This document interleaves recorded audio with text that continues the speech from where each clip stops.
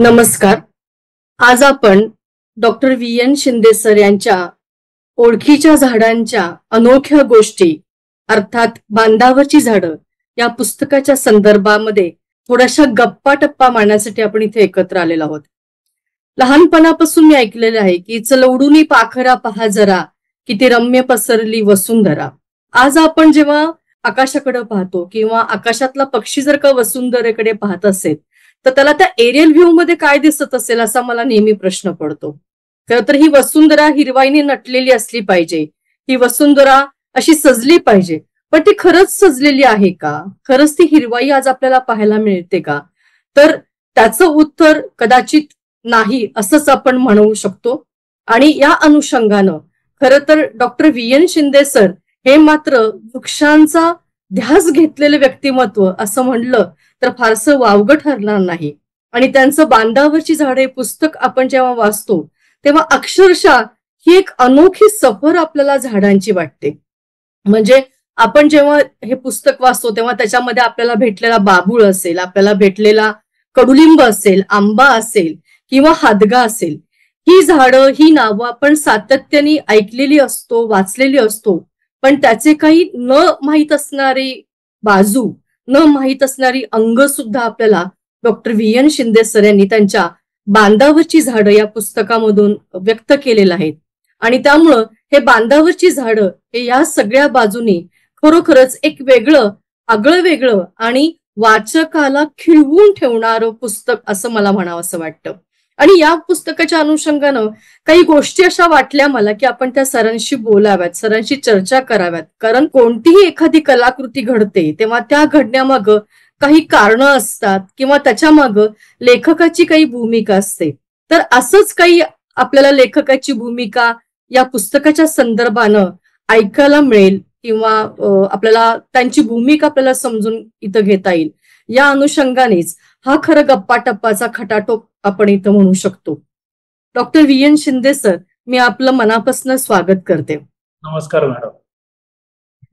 Sir, आपण पुस्तकाच्या गप्पा टप्पांमध्ये लगेचच विषयाकडे येऊयात असं मला वाटतं की प्रस्तावनेमध्ये प्रसिद्ध कवी इंद्रजित भालेराव असतील किंवा तुमच्याशी पण आपण जेव्हा वेळोवेळी बोलतो किंवा तुमच्या अनेक बाकीची पुस्तकं आपण जेव्हा पाहतो तेव्हा असं जाणवतं की या पुस्तकाचं एक बीज तुमच्या मनामध्ये 10 ते 12 वर्षापूर्वी रोवलं गेलं होतं.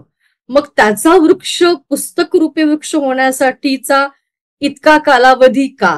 किंवा या पुस्तकाच्या निर्मितीचं तुमच्या मनात कसं काय आलं आणि हे पुस्तक घडलं कसं? याच्याबद्दल आम्हाला थोडं तुम्ही सांगाल का? खरं सांगायचं झालं तर झाड हा माझ्या जिव्हाळ्याचा विषय राहिलेला आहे. अगदी लहानपणापासून झाडं लावणं, झाडं जगवणं या गोष्टी मी करत आलो. कारण माझं बालपण जे आहे ते जन्म, बालपण अगदी छोट्या खेड्यात गेलं. ज्या गावामध्ये आजही एसटी बस जात नाही अशा गावामध्ये बालपण गेलेलं होतं. आणि ते बालाघाटच्या डोंगराच्या कुशीत वसलेलं एक छोटंसं गाव. मग आपोआपच जंगल, झाडं ही जवळची आणि त्या झाडांच्या बरोबर बालपण केलेलं असल्यामुळं झाडांच्या बद्दलची माहिती लहानपणापासूनची होती, ती मनात होती. मात्र ही झाडं लावणं, झाडं जगवणं हा एक नोकरीचा भाग म्हणण्यापेक्षा स्वतःमध्ये असणारी एक आवड म्हणून मी ते जपत आलो. पण 2010 ते 12 मी नांदेडच्या स्वामी रामानंद तीर्थ मराठवाडा विद्यापीठाचा कुलसचिव असताना रविवारच्या सगळ्या पुरवण्या वाचायची संधी मिळायची, कारण एकटाच राहत होतो तिथे. आणि त्या पुरवणीमध्ये एकदा वसंत आबाजी ढहाके यांची चित्रलिपी या काव्यसंग्रहातली कविता एका दैनिकाच्या पुरवणीमध्ये आलेली होती. कविता तशी छोटीशी होती, मात्र त्या कवितेतला पहिला जो भाग होता तो भाग माझ्या मनामध्ये घर करून राहिला. आणि त्यावेळेस वसंत आबाजी ढहाके हे तसं नावही माहित होतं, कारण मी भौतिकशास्त्राचा विद्यार्थी. कविता वाचण्याकडे तसा कल कमी, त्यामुळं वसंत आबाजी ढहाके त्यांची कविता आणि त्या कवितेचं महत्व वगैरे काही माहित नव्हतं. ती कविता वाचल्यानंतर माझ्या प्रश्नात डोक्यात निर्माण झाला की कवीनं असं का म्हटलंय की झाड वाचावे. झाड वाचायचं म्हणजे मग नेमकं काय करायचं, काय मी विचार करायला लागलो. कारण ती कविता सुद्धा प्रत्येकानं ऐकावी अशी आहे. मी वाचली तर चालेल का? हो सर, नक्की नक्की नक्की. झाड तोडायचे, कापायचे, झाड तोडायचे, कापायचे, लगदा करायचा, कागद बनवायचा, त्यावर लिहायचे ते छापायचे, त्यावर लिहायचे ते छापायचे, मग वाचायचे. एवढा खटाटोप कशासाठी? एवढा खटाटोप कशासाठी? सरळ झाडच वाचावे. झाड वा वाचताना मला तुझा अर्थही उलगडत जातो. हे वा काय शेवटच्या सुंदर. शेवटच्या 2 ओळी माझ्या डोक्यामध्ये त्यावेळेस नव्हत्या, अनेक वर्ष नव्हत्या. हम्म. पण झाड वाचावे इथपर्यंतचा भाग जो होता तो डोक्यामध्ये फिट्ट बसलेला होता. आणि मग झाड वाचायचं म्हणजे नेमकं काय करायचं बघूया. आपल्याला झाडाबद्दलची एवढी माहिती आहे, आपलं लहानपण झाडांच्या बरोबरच गेले तर आणखी काय सापडतं, असा विचार करून मी झाडांच्याकडे बघायला लागलो. झाडांच्याकडे आजपर्यंत बोरीला फुलं येतात हे माहित होतं, पण त्या फुलाचं सौंदर्य काय होतं हे ह्या कवितेला वाचल्यानंतर झाड ज्यावेळेस मी निरखून पाहायला लागलो त्यावेळेस माझ्या लक्षात यायला लागलं.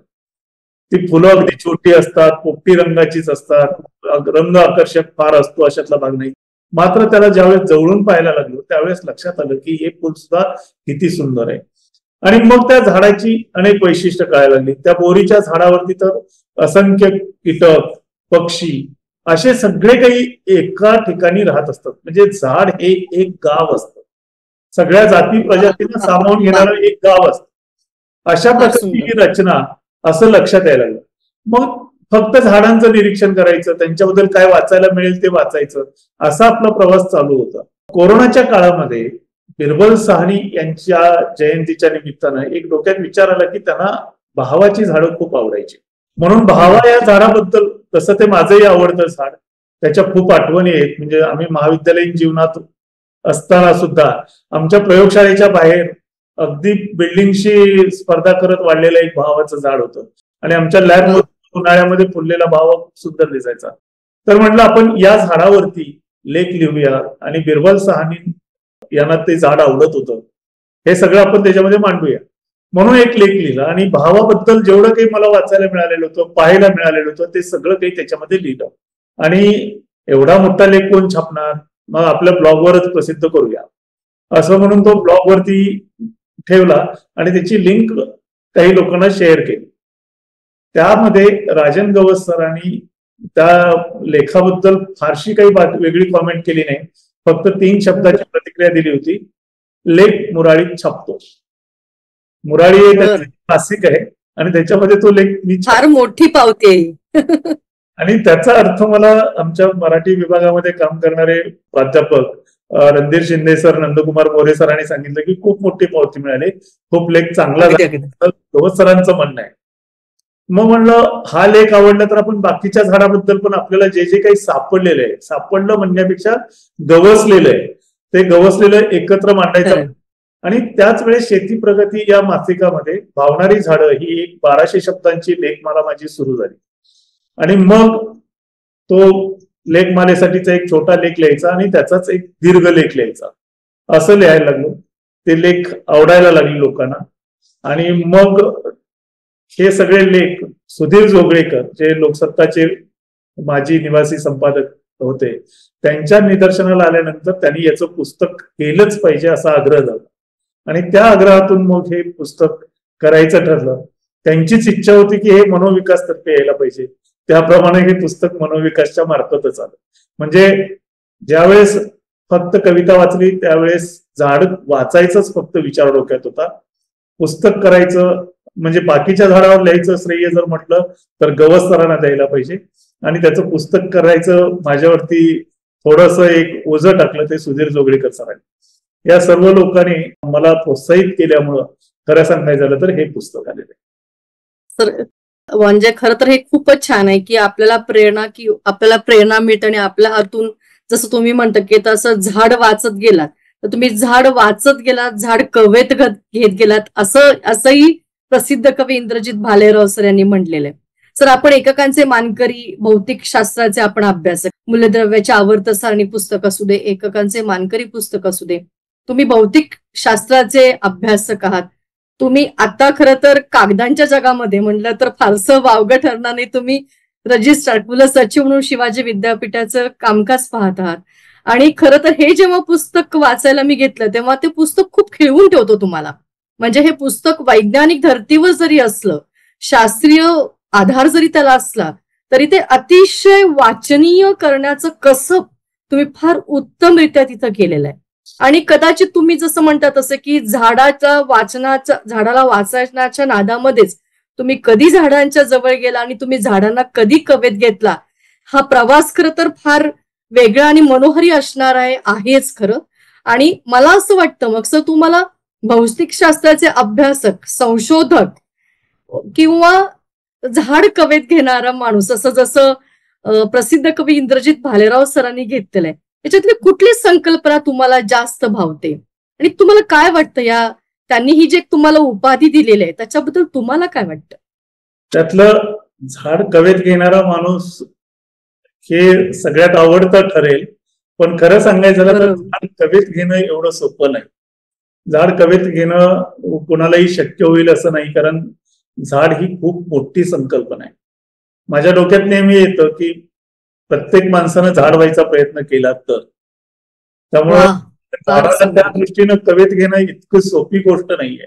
एखाद्या सारखं होणं, व्हायचा प्रयत्न करणं, या दोन गोष्टी खूप वेगळ्या आहेत आणि त्याच्यामध्ये खूप मोठं अंतर आहे. एखाद्यासारखं व्हायचा प्रयत्न जरूर करता येतो, मात्र तसंच होता येतं असं नाहीये. त्यामुळं झाड कवेत घेणारा माणूस हे खूप आवडणारं असलं तरी ते अजूनही साध्य झालंय असं म्हणणार नाही आणि कुणाला साध्य होईल इतकं ते सोपंही नाही. कारण झाड ही संकल्पना खूप मोठी आहे, त्याच्यावरती मी खूप वेगळा विचार करतो. कारण झाड ही एक गोष्ट अशी आहे की जो त्याच्यावरती घाव घालतो त्याला सुद्धा सगळं काही द्यायचा प्रयत्न करतो. आणि तसं माणसाचं मन झालं तर जगातलं सगळं दुःख, कलह, तंटे हे सगळे कधीच संपून जाते. त्याचाच दांडा काढून त्यालाच तोडलं जातं, तरी सुद्धा दांडा द्यायचं काही झाड थांबवत नाही किंवा त्याच्याबद्दल कधी कुरकुरही करत नाही. इतकं विशाल मनाचा माणूस होणं म्हणजे झाड कवेत घेणं असं मला वाटतं. झाडावरती प्रेम करणं, झाड लावण्याचा, जगवण्याचा, वाढवण्याचा प्रयत्न करणं ही एक वेगळी गोष्ट आहे. ती तर प्रत्येकाला साध्य आहे आणि माझ्या हातून जेवढं शक्य आहे तेवढं मी करतो.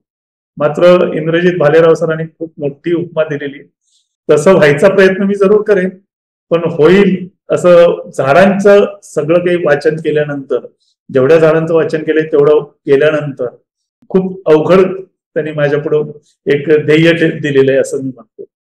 तरी फार छान आणि उत्तम अशी गोष्ट आहे. आपण म्हणतो ना की हरिण असते तिला माहित नसतं की आपल्या जवळ कस्तुरी आहे, हो की नाही? तसं काहीच तुमच्या बाबतीत म्हणायला हरकत नाही. खरं तुम्ही म्हणतात की अजून खूप पल्ला गाठायचा आहे, पण तुम्ही खूप म्हणजे अनेक अंगाने तुम्ही झाडाकडे बघता आणि त्यामुळे ते झाडातनं शिकणारा माणूस सुद्धा समृद्ध होत जातो.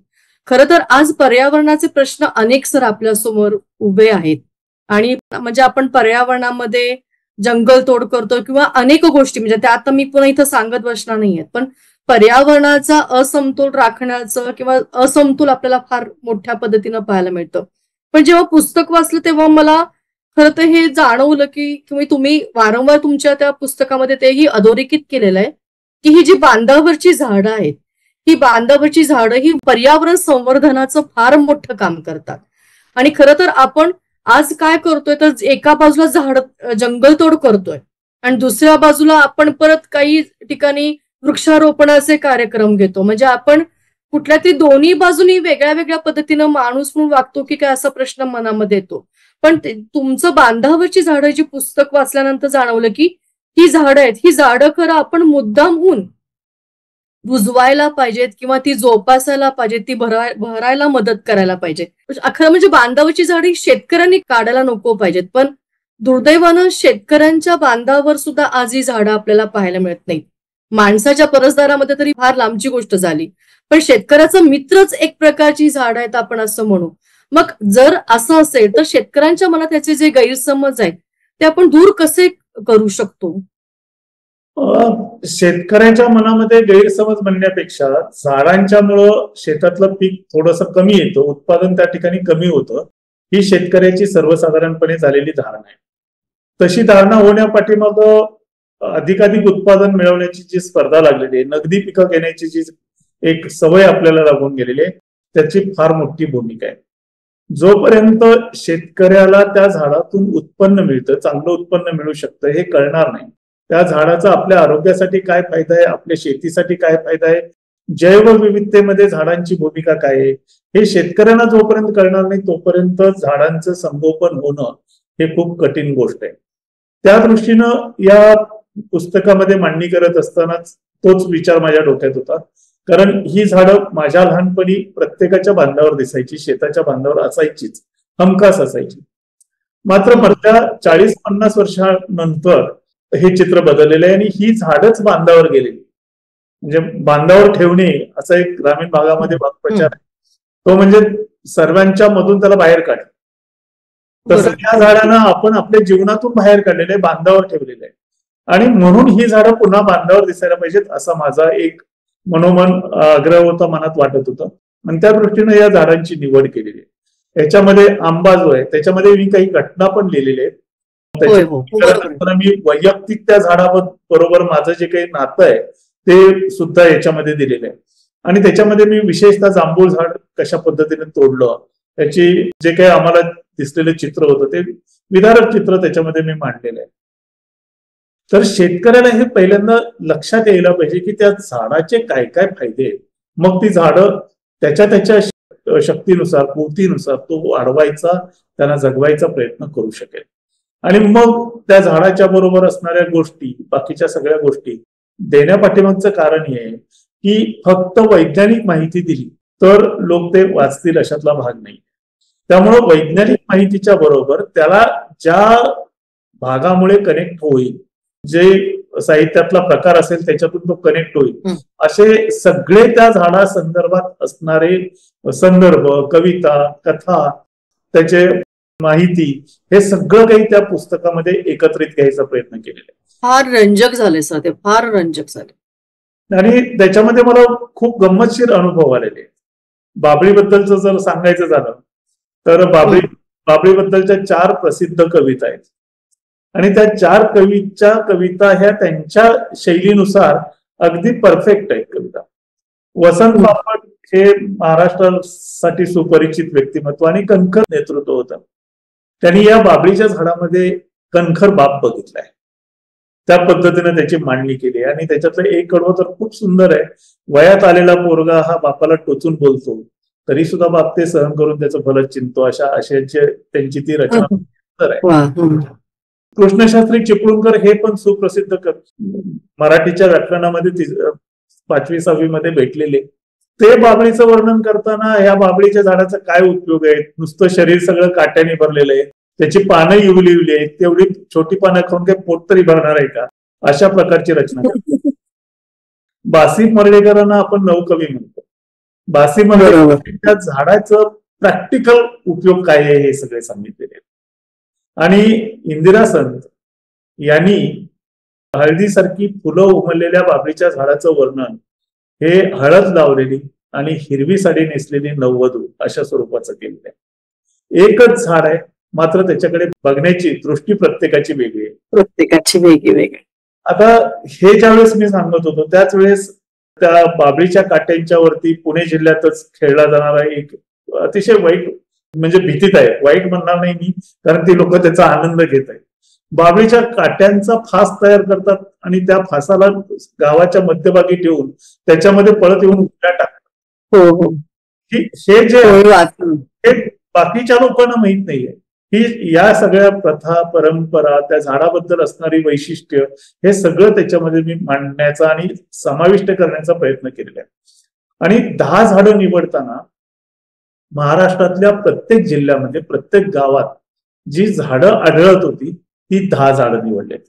फणसही माझं आवडतं झाड आहे, मात्र फणस हा सोलापूर, मराठवाडा या भागात पिकत नाहीये, त्यामुळं फणसाचा याच्यात समावेश नाहीये, काजू सारख्या झाडाचा समावेश नाही. देशी वाण म्हणजे स्थानिक प्रजाती आणि त्या महाराष्ट्रातल्या सर्व कानाकोपऱ्यात ज्या आढळतात त्यांचा या पुस्तकामध्ये समावेश केलेला. तर आपण आता बोलता बोललात की या झाडांच्या बद्दल मी लिहित असताना माझ्या वैयक्तिक आठवणी सुद्धा या झाडांशी निगडीत मी त्याच्यामध्ये व्यक्त केलेल्या आहेत. मला आठवतं तुम्ही जांभळाच्या झाडाबद्दल लिहिलात तेव्हा त्याच्यामध्ये जांभूळ खाल्ल्यानंतरची जी तुम्ही तुमच्या आणि वडिलांसोबतचा जो एक प्रसंग आहे तो जो त्याच्यामध्ये व्यक्त केलेला आहे. आणि वडील अत्यंत हुशार की जीभ दाखव म्हटल्यानंतर तुमच्या लक्षात नाही आले की अरे जांभूळ खाल्ल्यानंतर जीभ मिळी होणार आहे, अशा काहीतरी असे मनाला भावणार आहे. आणि कुठेतरी पुढचा वाचक जेव्हा हे झाडांबद्दल वाचतो तेव्हा तो वाचकही त्याच्या स्वतःच्या आठवणीमध्ये काहीतरी रमतो. हे विशेष प्रयोजन होतं का? म्हणजे याच्या मागं खास काय की तुमच्या वैयक्तिक आठवणी त्या झाडांशी जोडण्या मागं काही खास हेतू होता का? माझी अशी एक नम्र धारणा आहे, कदाचित काही लोकांना पटणार नाही, पण पृथ्वीचं नुकसान जे करायचं ते नुकसान आमच्या पिढीपर्यंतच्या लोकांनी जास्त केलं असं मला नम्रपणे वाटतं. आणि मग या झाडांचा आनंद घेणारी ही आमचीच पिढी आहे आणि या झाडांची कत्तल करणारी ही आमचीच पिढी आहे. मग त्या लोकांनी ही झाडं लावावीत, वाढवावीत, जगवावीत याच्यासाठी जर पुढच्या लोकांना प्रेरित करायचं असेल आणि आत्ताच्या लहान मुलांनी सुद्धा, आता तुम्ही जो जांभळाच्या झाडाचा प्रसंग सांगितलेला आहे, तो छोट्या मुलांनी वाचला तर निश्चितच त्यांच्या गालावरती हास्याची लकीर उमटणार आहे. तर त्यांनाही तो लहान मुलांच्याच नाही, आमच्यासारख्या प्रौढ वाचकाच्या सुद्धा चेहऱ्यावर हास्याची लकीर उमटली. आणि म्हणजे त्यांना ते वाचावं असं वाटलं पाहिजे, हा एक भाग होता. आणि दुसरी गोष्ट म्हणजे खरंच आपल्या ज्या आठवणी आहेत त्या कुठेतरी लिहिल्या पण गेल्या पाहिजेत, लोकांच्या पर्यंत गेल्या पाहिजेत. आज अनेक लोक फेसबुक या समाज माध्यमावरती अगदी सगळीकडे आढळणाऱ्या झाडाचा फोटो टाकतात आणि याचं नाव काय म्हणून विचारतात. त्यावेळेस हे वाईट वाटतं की हे लोकांच्या पर्यंत अजून पोहोचलेलं नाही किंवा लोकांना माहित नाही. तर त्या दृष्टीनं ह्या झाडांच्या बरोबर लहानपणी किती कनेक्ट असायचा हे कुठेतरी मुलांच्या पर्यंत पोहोचावं. आणि जे आत्ताचे आमच्या पिढीचे सगळे वाचक आहेत त्या वाचकांच्या लक्षात यावं की अरे या झाडाबरोबर आपल्या सुद्धा ह्याच आठवणी होत्या किंवा अशा पद्धतीच्या आठवणी होत्या. मग आता आपल्या मुलांना आपण या आठवणी देऊ शकत नाहीये कारण आपण त्या झाडाला ठेवलं नाही.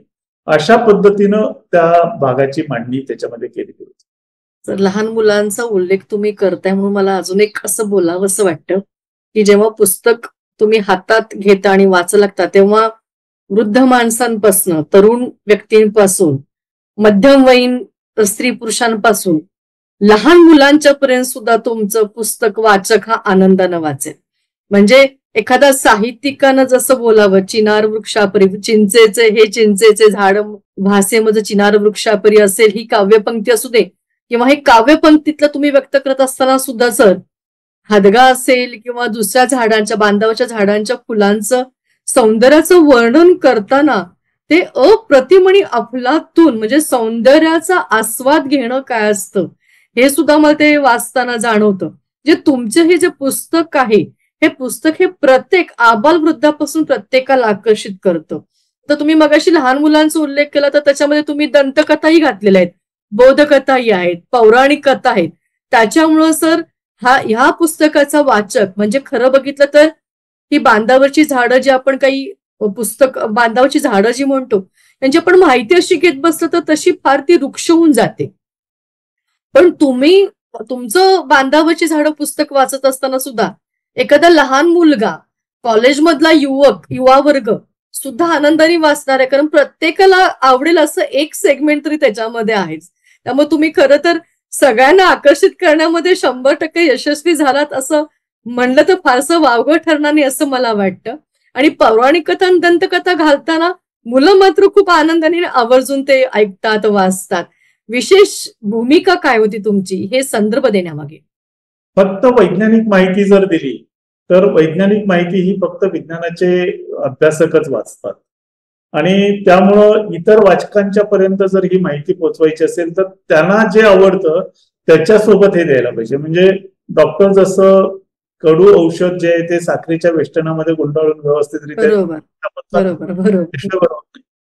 पर्यावरणासाठी वृक्षतोड हा जडलेला फार मोठा रोग आहे आणि त्याच्यामध्ये त्या वृक्षाचं महत्व तुमच्या वाचकांच्या गळी जर उतरवायचं असेल तर त्याने ते वाचलं पाहिजे आणि वाचायचं असेल तर त्याला आवडणारा मजकूर त्याच्यात असल्याशिवाय तो वाचणार नाही. या दृष्टीनं पुस्तकामध्ये विज्ञानाच्या बरोबर सर्व घटक जे असतील ते जे सापडतील ते सगळे संदर्भ त्याच्यामध्ये घेऊन सगळ्या स्तरातील लोकांच्यासाठी त्या झाडाची माहिती तयार करायचा मी प्रयत्न केलाय. नाहीतर पुण्यातले प्रसिद्ध वनस्पती शास्त्रज्ञ श्रीधर महाजन सर, ज्यांनी खरं सांगायचं झालं तर या प्रतिक्रिया दिलेली आहे आणि ती या पुस्तकामध्ये समाविष्ट आहे.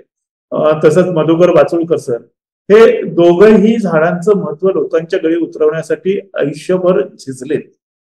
श्रीधर महाजन सर तर 90च्या आसपास त्यांचं वय आहे. आजही ते युट्यूब सारख्या माध्यमातून एवढी ज्येष्ठ व्यक्ती वैज्ञानिक माहिती लोकांच्या पर्यंत पोहोचवायचा प्रयत्न करते. मग तरी सुद्धा लोकांच्या लक्षात जर येत नसेल तर आपण एक वेगळा प्रयत्न, आणि त्याच्यातून खरं सांगायचं झालं तर सगळ्यांनी ते वाचावं हा जो हेतू होता, त्या दृष्टीनं झाडाची सकल माहिती जी मला सापडली, गवसली, ती त्या पुस्तकामध्ये मांडण्याचा प्रयत्न केलाय.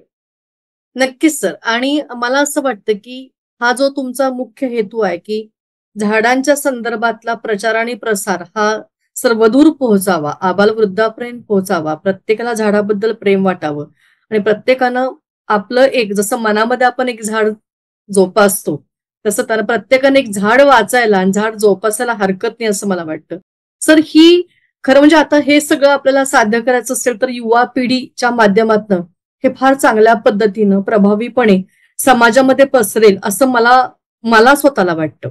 सर, याच्या मग विद्यापीठाच्या माध्यमातून शैक्षणिक स्तरावर, महाविद्यालयीन युवा वर्गाच्या माध्यमातून, शालेय विद्यार्थ्यांच्या माध्यमातून आपण याच्यासाठी अशी काही विशेष योजना करावी असं तुमच्या मनात आलेलं होतं का? की कारण आपण जसं मगाशी म्हणलं की डॉक्टर औषध देतो तेव्हा ते कडू असलं तरी प्यावं लागतं आणि पिल्यानंतर त्याचा प्रभाव हा फार उत्तम असतो, हा तुम्ही आमच्या पिढीनं बघितलेला आहे, ओके नाही? तर मला असं वाटतं की आता तुम्ही एका जबाबदार पदावर काम करत आहात, तर त्या माध्यमातून अशा काही विद्यार्थ्यांच्या पर्यंत शालेय आणि महाविद्यालयीन स्तरावर आपण काही योजना, विशेष योजना राबवू शकतो का? अशी काही कल्पना तुमच्या मनामध्ये आहे का?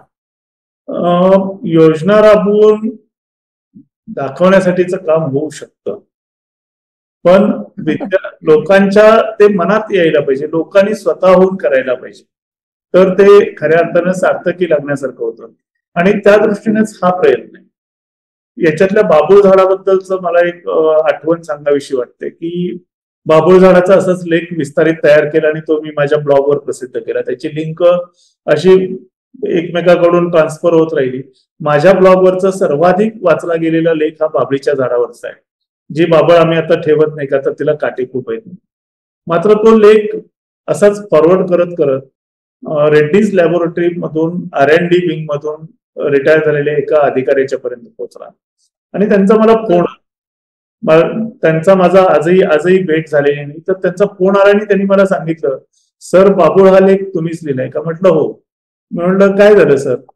तर त्यांनी मला सांगितलं की ते रिटायर झाले, आता पैशाची कुठलीही अडचण नाही, मात्र मी विचार करत होतो की माझी जी काही 15-16 एकर शेती आहे, ती शेतीतली सगळी बाबळीची झाडं, कारण नोकरी करत असताना ती पडीक पडलेली होती, ती सगळी काढावीत आणि तिथं ऊस लावावा. पण तुमचा लेख वाचल्यानंतर गोडी बाबळ ही संकल्पना माझ्या लक्षात आली. मी शेतात जाऊन परत सगळ्या झाडांच्याकडे जिथे जिथे जाता येईल तिथे बघितलं, त्यात झाडं विकत घेणाऱ्याला दाखवली आणि तरी सुद्धा मला त्या शेतातून काही कष्ट न करता 3-1 लाखाचं उत्पन्न मिळत आहे. तर मी आता ठरवलंय बाबळीची शेती करायची. हे त्यांच्याकडून आलेलं स्वयंस्फूर्तीनं वाक्य. जर तो लेख लिहिला गेला नसता, त्यांच्यापर्यंत पोहोचला नसता, तर बाबळाची शेती करणारा माणूस पुढे आला नसता. हे स्वयंस्फूर्तीनं थोडंसं बाहेर पडण्याची गरज आहे आणि त्या दृष्टीनं समाजामध्ये जागरूकता निर्माण करणं, समाजापर्यंत त्याचं करेक्ट नॉलेज पोहोचवणं ही तुम्हा सगळ्यांची जबाबदारी आहे. ते कसं पोहोचवायचं, कुठल्या प्लॅटफॉर्मवरून पोहोचवायचं हा आणखी वेगळा प्रश्न आहे. मी आजच्या तरुण पिढीला सुद्धा ज्या माध्यमातून पोहोचता येईल त्या माध्यमातून जाऊन हे पोहोचवायचा प्रयत्न करतोय आणि त्यातला एक भाग बांधावरची झाडं हे पुस्तक. नक्कीच सर. खरं तर वाचक वर्गाला मी सांगू इच्छिते की हे जे पुस्तक आहे बांधावरची झाडं, हे अतिशय सुंदर आणि प्रत्येकानं संग्रही ठेवावं असंच हे पुस्तक आहे. म्हणजे या पुस्तकामध्ये तुम्हाला झाडांची उपयुक्त माहिती आहे, एखाद्या गृहिणीला पाककलेची सुद्धा माहिती याच्यामध्ये तुम्हाला पाहायला मिळते. म्हणजे पूर्वीच्या काळी सर आजीचा बटवा असं एक संकल्पना आम्हाला माहिती होती. खरं तर आता धाडस करून मी बोलेल की शिंदेचा बटवाही म्हणायला हरकत नाही. याच्याही काही क्लुप्त्या, याच्याही काही घरगुती उपाययोजना तुम्हाला सगळं पुस्तक हे तुम्हाला या पुस्तकामध्ये पाहायला मिळतं. मग प्रत्येकाला मी सांगेल की तुम्ही हे पुस्तक जरूर विकत घ्या, तुमच्या संग्रही ठेवा. हे झाड वाचण्यासाठीच असणारी संधी आहे. अनोखी एक सफर आहे, जी सफर आपण या झाडांच्या माध्यमातून करू. सगळ्यांनी आवर्जून वाचावं असं सर हे पुस्तक आहे. मला प्रत्येक वाचकाला सांगावं वाटतं की एक संग्रही आपण हे पुस्तक ठेवायलाच हवं. सर, अजून काही बांधावरची झाडं ही तुम्ही नेमकीपणाने 10च झाडं घेतलेली आहेत. अजून बरीच बांधावरची झाडं आहेत. तर त्या संदर्भानं काही लिहिण्याचं भविष्यकाळामध्ये काही आपलं प्रयोजन आहे का? सुरू आहे, काम सुरू आहे, एवढंच मी सांगेन. ज्यावेळेस ते प्रत्यक्ष होईल त्यावेळेस ते आपल्या भेटीला जरूर येईल. काही आणखी झाडांच्यावरती लिहितोय की जे भावणारी आहेत, त्याच्याबद्दलच लवकर असं मी म्हटलं तर 1-2 वर्षामध्ये ते पुस्तक पण येऊ शकेल. नक्की सर. तुमच्या सोबत ही गप्पांची सफर झाडांच्या सोबत खूप मनोहारी आहे आणि या संदर्भाने बोलता बोलता झाडांच्या आणि या पुस्तकाच्या घडण्याबद्दलचे अनेक टप्पे सर आम्हाला ऐकायला मिळाले आणि त्याबद्दल खरं तर खूप छान वाटलं ऍक्च्युली. आणि मला असं वाटतं की ही जी अनोखी सफर आहे, ही अनोखी सफर प्रत्येकानं जरूर वाचावी. या शब्दयात्रेमध्ये प्रत्येकानं जरूर सहभागी व्हावं. आणि सर, तुमच्या भविष्यकालीन लिहिण्याच्या पुस्तकाच्या संदर्भातले जे लिहिण्याचं प्रयोजन आहे, त्या प्रयोजनासाठी आम्हा सर्वांकडून खूप खूप शुभेच्छा. वाचक तुमच्या पुढच्या पुस्तकाची नक्कीच वाट पाहत आहेत. त्यामुळे तुमच्या हातून लिहिण्याचं काम लवकरात लवकर हो अशीच मी इथे इच्छा व्यक्त करते. आणि आपण इथे आलात आणि आम्हाला आमच्यासाठी खूप वेळ देऊन पुस्तकासंदर्भातले अनेक संदर्भ खूप छान उलगडत दिला आणि आम्हाला वाचनासाठीची अजून प्रेरणा दिली. त्याबद्दल आपले आम्हा सर्वांच्या वतीनं खूप खूप मनापासून धन्यवाद. धन्यवाद मॅडम.